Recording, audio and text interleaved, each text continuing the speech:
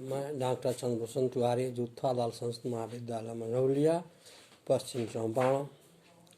आज मैं online class के माध्यम से शास्त्रीय प्रतिष्ठा तृतीय वर्ग के छात्रों को मेघदूत में जो गीति काव्य के जो तत्व है उस संदर्भ में कुछ चर्चा करने जा रहा हूँ कि मेघदूत को हम जानते हैं। मेघदूत महाकवि कालिदास की रचना है और मेघदूत एक अनुपम काव्य है। जिस ढंग से, जिस प्रकार, जितना इसमें पाठक अंदर प्रवेश करेगा उसे तरह तरह की नई अनुभूतियाँ प्राप्त होती है। क्योंकि गीति काव्य में कालिदास ने अपने कलम को तोड़ रखी है। क्योंकि हम जानते हैं कि महाकवि कालिदास उपमा के निपुण कवि है, अर्थात उन्होंने अपने काव्य में उपमा काव्य का जत तत्व बड़े ही रमणीय ढंग से वर्णन किया है। जैसा कि रघुवंश महाकाव्य के प्रथम सर्ग के प्रथम श्लोक में उन्होंने लिखा, वागर्थम संपृक्तो वागर्थम प्रतिपत्ते जगतः पितरो वंदे पार्वती परमेश्वरो। अर्थात वो शिव और पार्वती को अपने माता पिता के रूप में स्वीकार करते हैं और अपने ही नहीं उस संसार के माता पिता के रूप में उसे स्वीकार करते हैं। इस प्रकार हम डंकी की चोट पर कह सकते हैं कि महाकवि कालिदास शैव थे, क्योंकि शिव के प्रति उनके रुझान है। उनके काव्यों में शिव के और शिव के परिवार की विशद व्याख्या की गई है। आज जो हम इस मेघदूत में जो बताने जा रहे हैं गीति काव्य तत्व, अर्थात यह मेघदूत गीति काव्य है। गीति काव्य का सर्वप्रथम अर्थ हम लोग यह जान लें कि गीति काव्य उसे कहते हैं जिसे गाया जा सके। अर्थात इसे मेघदूत महाकाव्य को आराम से पाठक या विद्वजन गा सकते हैं। यह गीति काव्य है और हृदय को स्पर्श करने वाले गीति काव्य। क्योंकि इसे महाकाव्य में जो इस खंड काव्य में जो कालिदास ने लिखा है कि मेघा लोके भवति अन्यथा चेत वृत्ति, अर्थात मेघ के आच्छादित होने पर, मेघ के छाने पर जो सुखी व्यक्ति है उनकी भी अंतरात्मा दूसरे प्रकार की हो जाती है। यही नहीं, महाकवि कालिदास ने यह भी लिखा, याच्या मोगा वरम अधिगुण्य नाद में लब्ध खामा। अर्थात याचना बड़ों से करनी चाहिए न कि छोटों से, क्योंकि याचना बड़ों से करने पर यदि सार्थक हुआ, सफल हुआ तो ठीक ही है, यदि निरर्थक भी हुआ तो कोई विशेष अफसोस की बातें नहीं रह जाती है। और निम्न व्यक्ति से, निम्न व्यक्तियों से की गई याचना सफल होने पर भी मानव को संकुचित कर देता है, कमजोर कर देता है। यदि सफल नहीं हुआ तो फिर मानव का कहना ही क्या। तो यहाँ जो आज का शीर्षक है वह है मेघदूत में गीति काव्य तत्व, अर्थात यह मेघदूत जो है गीति काव्य है, इसे गाया जा सकता है, लिरिकल सॉन्ग कहा जा सकता है। इसके जो श्लोक है उसे हम लोग गा सकते हैं। और गीति काव्य के लिए जो आवश्यक है यह सुविध करना है कि मेघदूत में मधुर एवं रमणीय कल्पना का स्वर बहुत ऊंचा है और यह कल्पना का ही फल है कि यह काव्य एक बहुत गीति काव्य के रूप में प्रकट हुआ है। गीति काव्य के प्रमुख तत्व तीन होते हैं, कल्पना, भावना एवं संगीत, जिसमें प्रथम दो उसके आंतरिक स्वरूप के संबंध रखते हैं। इसमें जो गीति काव्य के लिए तीन जो आवश्यक तत्व कहे गए हैं, कल्पना, भावना और संगीत।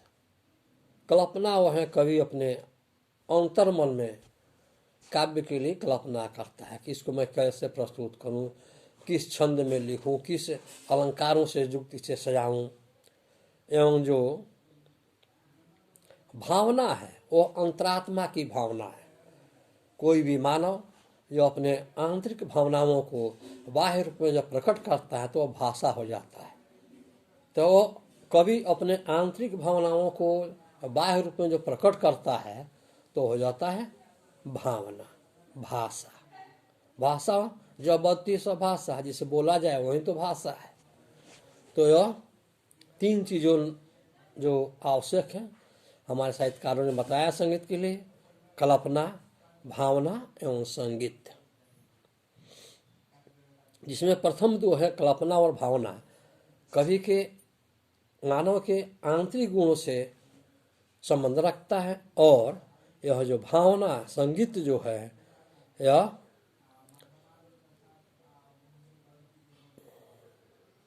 अंतिम उसके बाह्य रूप से संबंध रखता है। मेघदूत में ये तीनों ही मिलते हैं। आंतरिक स्वरूप के संबंध में रखने वाला तत्वों में से, जबकि मेघदूत में प्रथम भाग पूर्व मेघ में कल्पना तत्व अधिक है और द्वितीय भाग उत्तर मेघ में भावना तत्व अधिक भारी है। अर्थात पूर्वार्ध मेघदूत में कल्पना पक्ष का है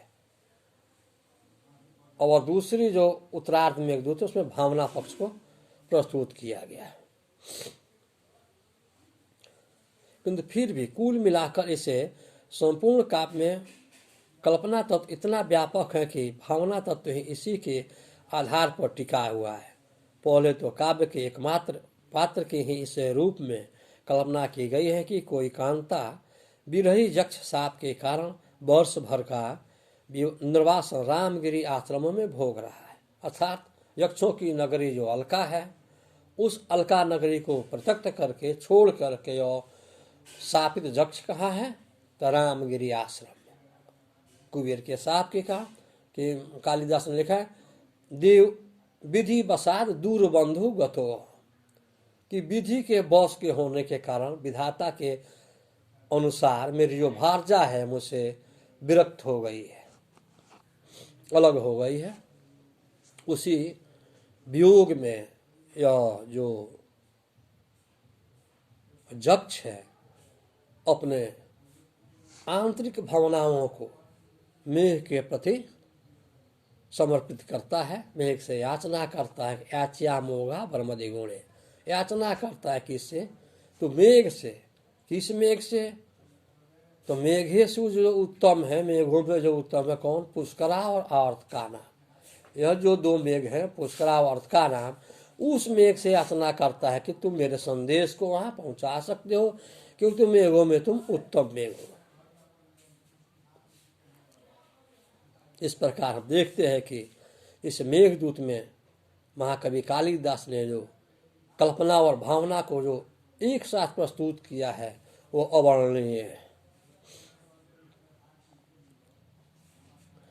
कल्पना का प्राचुर्य होने पर भी इस दृष्टि से कि कहीं काव्य उपहासात्मक न बन सके, कवि ने बड़े ही कौशल के साथ विभिन्न कल्पनाओं को युक्ति युक्त सिद्ध करने का पूर्णतः सफल प्रयास किया है, जिसके कारण वे उपहासात्मक न होकर रमणीय रूप में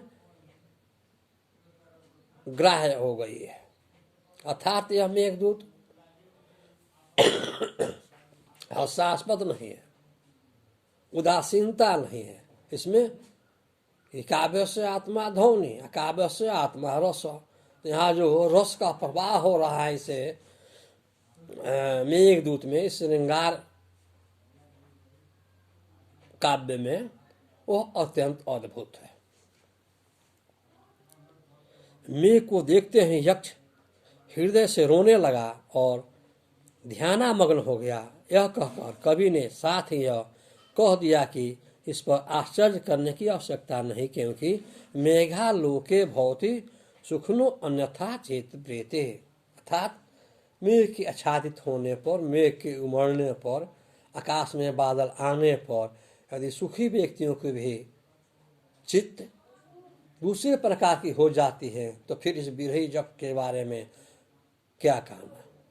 यही इस काव्य की प्रमुख भाव पक्ष है। ऐसी भाव पक्ष को महाकवि कालिदास ने अपनी कल्पनाओं के द्वारा प्रस्तुत करने का सफल प्रयास किया है।